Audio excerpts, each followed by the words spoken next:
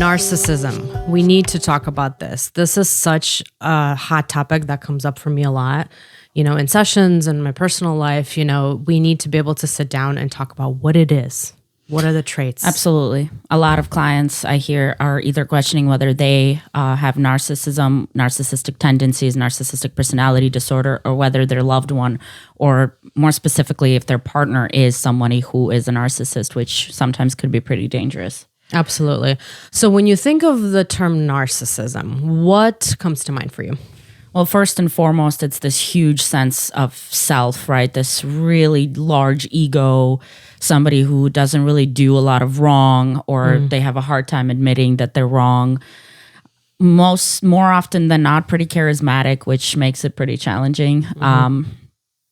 But also it's this need to control their environment, I think would be some of the main things that come to mind about narcissism. Yeah, that sort of lack of empathy, not being able to empathize with people, or they do it for a specific reason, for their own sort of, what's the term, for their own benefit, yes, right? That grandiosity that comes with being a narcissist or having narcissism. Need for admiration. Right, absolutely. They really need that. They seek their validation truly through everyone else around them, seeing them as the best, the most right, the one who is in charge. And they really kind of thrive off of that type of attention. Yeah. And again, I mean, it's part of that whole, how do they show up? How do they present to other people, right? They want to be able to look like they are the best. Right. And really And manipulate smartest. their environment, whether it be the people in their environment or whether it be at work or anywhere else. They really have this facade that they display to the world that they have a really hard time stepping away from, because being wrong, making mistakes or being wrong is going to take away from this amazing persona that they've already developed.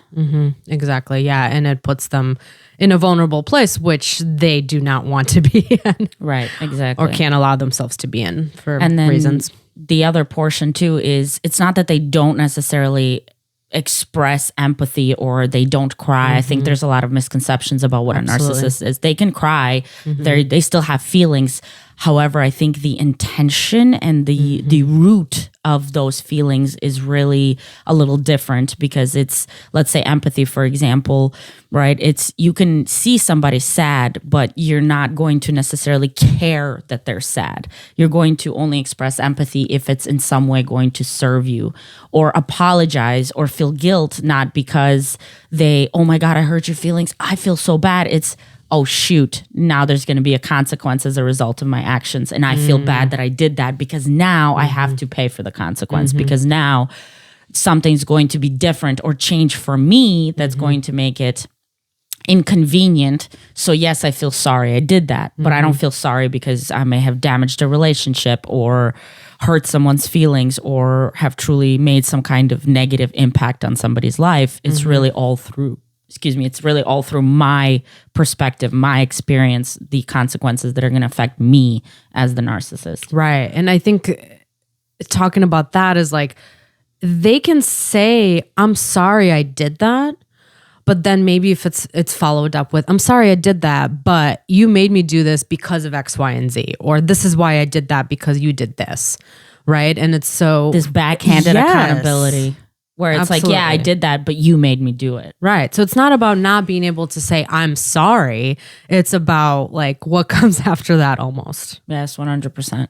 You know? And it's so kind of, let's focus a little bit about what the controlling of the environment looks like, right? And there's specific things that happen. And I think one, which is sort of, let's kind of talk about this and highlight them as red flags as we talk about them, right? Yeah. So if you're trying to figure out if you're with somebody who is a narcissist, the first and foremost step is always this love bombing. Like, how do I create this image that, I am the best and I make you feel the best and there's nobody like me?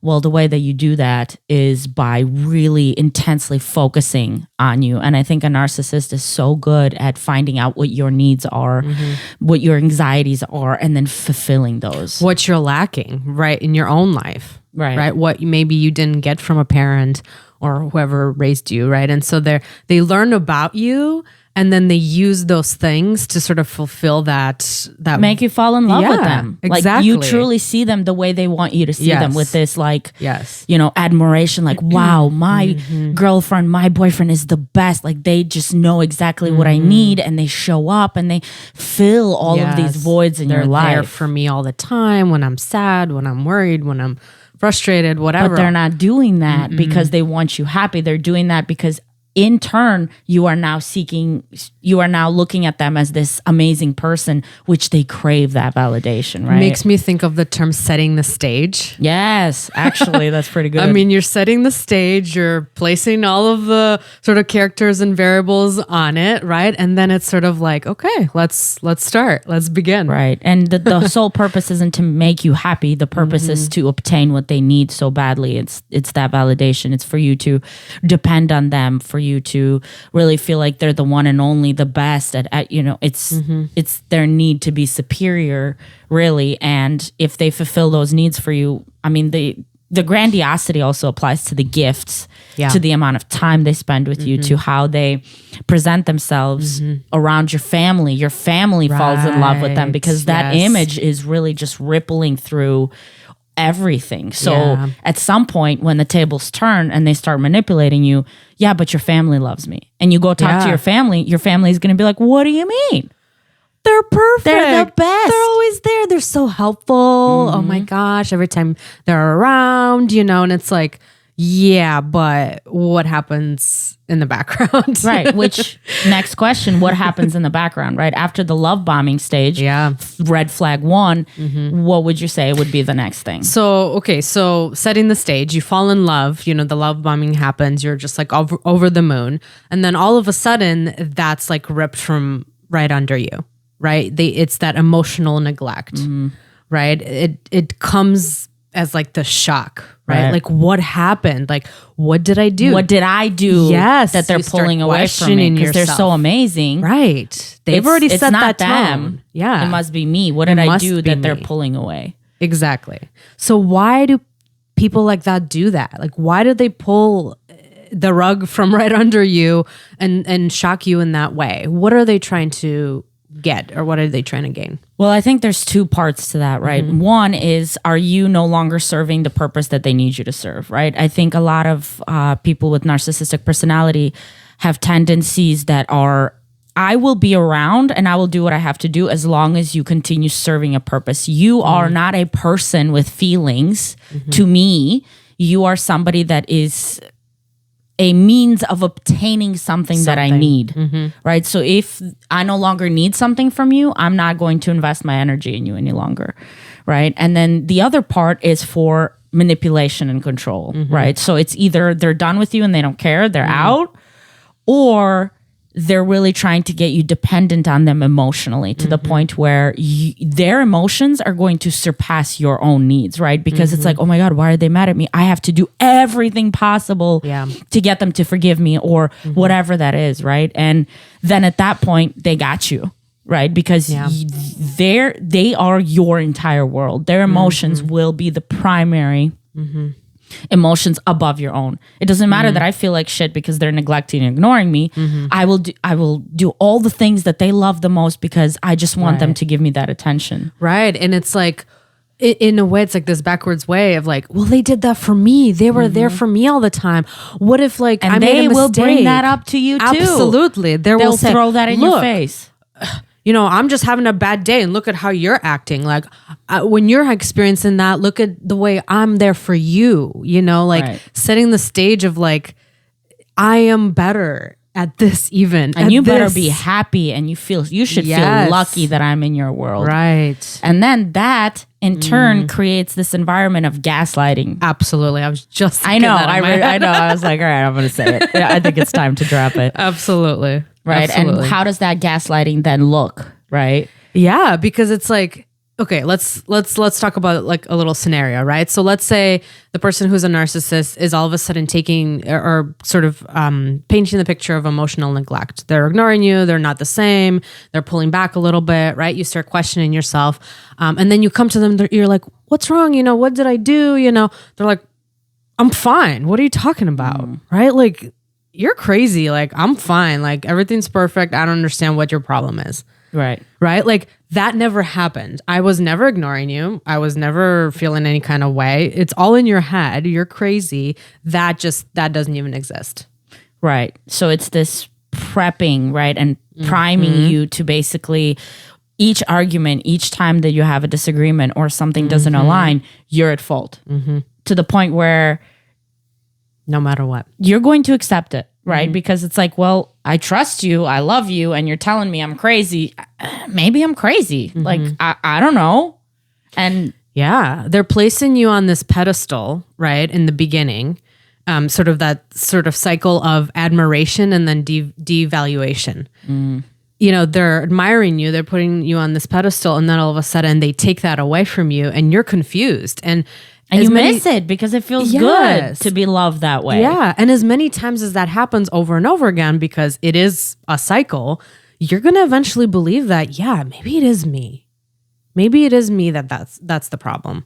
And then the rewards, right, is like if you act the way that they want you to act, they will reward that behavior. They will be nice to you. They'll give you those needs back, right? So sort of like this little treat, Again, that like cycle. right, this behavioral conditioning that happens, which is when you do what I want you to do, I'm going to give you the things that This is what I happens. showed you I can give you, that you are longing for now, that you really feel when they're missing, right? So it's like this crazy back and forth of I have control over you because I need you to also participate in this facade that I'm building For yourself. for myself, right? Right. As the narcissist, right? And the reason that it's so hard to move this person from their perspective is because there is this duality, right? You have this ginormous ego and you have this persona and you have this image. However, it is so fragile, right? So the way that I see it is really imagine this giant glass globe, right? Where it's like this beautiful, colorful, giant orb. However, the second you flick it, it's going to create immediate cracks, if not shatter to pieces, right? So not only am I showing you this beautiful giant thing, but I'm also so protective of it because God forbid you question me or you try to disprove anything I'm saying, I'm going to get crazy defensive because I know that deep down inside, I cannot even function if you tell me that what I believe isn't correct. Because it is so fragile. So it's really large, but also deep inside, it's really, really fragile. Right. And really small and sort of vulnerable, but that vulnerability can never come out. No. Because, then it'll shatter your whole persona. Identity. Yeah, right? identity. So you have this persona, but shatter or changing or disproving the persona means who am I now? What am I as a person? Am I horrible? Am I evil?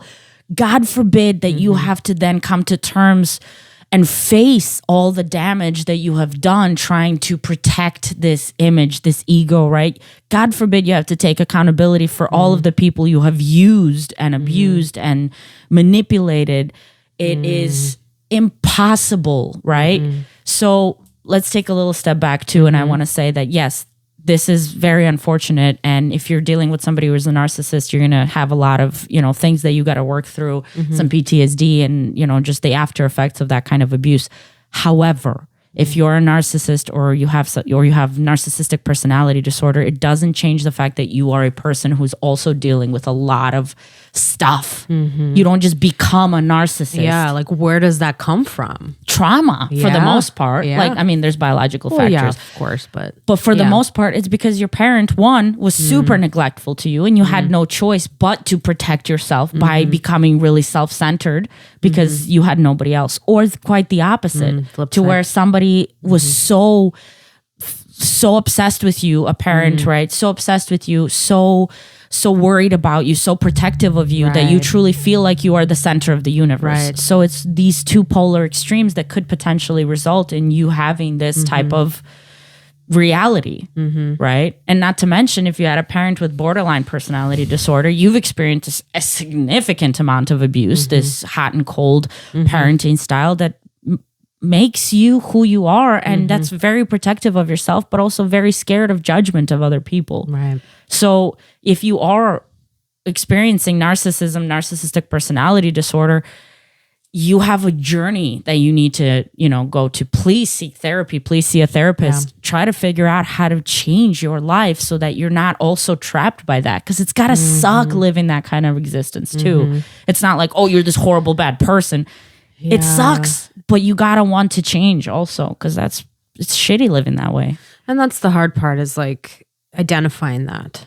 And saying, yeah, maybe I do exhibit some of these behaviors. Maybe I do maybe I do treat people this way, right? That's the hard part. But back to what you were saying, I mean, it is very lonely to be in that by yourself, because you are by yourself. There's people around you, but you're by yourself. They don't truly know who you are. You might not even know who you might are. not. Exactly.